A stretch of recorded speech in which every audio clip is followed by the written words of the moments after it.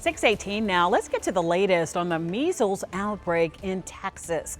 We've now learned that a child who was not vaccinated has died. It's the state's first reported death in this growing outbreak and the largest outbreak the state has seen in decades. Now, back here at home, pediatricians want to make sure that parents don't let their guard down. Marcella Robertson joins us now in studio to explain. Good morning. Yeah, Allison, good morning. Well, anyone can get measles, but doctors say children are most at risk for complications.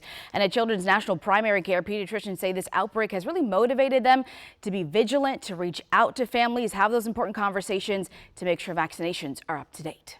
As a physician, it's always sad and frustrating to hear when there's outbreaks of vaccine preventable illness. Dr. Jessica Weiss is a pediatrician with Children's National Primary Care. She says the latest measles outbreak in Texas is concerning. And while measles has largely been eradicated in the U.S. because of high vaccination rates, that's not the case worldwide. In communities that don't have high vaccination rates, if someone travels and gets exposed and then comes back to that community, it's just such a contagious illness that it can spread locally if not enough people have gotten the vaccine. Measles symptoms include fever, runny nose, and watery eyes, followed by a rash.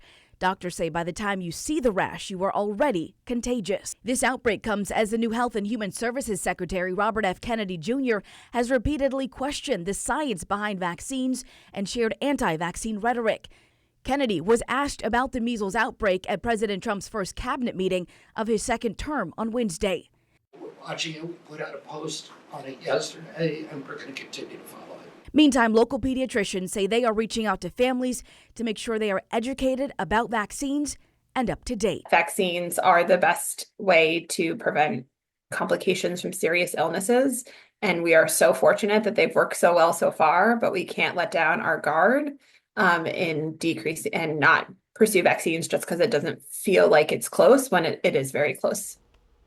Yeah, some good information there. And Dr. Weiss says it's really important to have those conversations with your pediatrician if you have any questions about vaccinations. She also shared some resources for parents who have those questions, and a website like immunize.org and some others. We're going to put all of that information on our website for you as well. Allison. Important information. Marcella, thank you. Wisdom.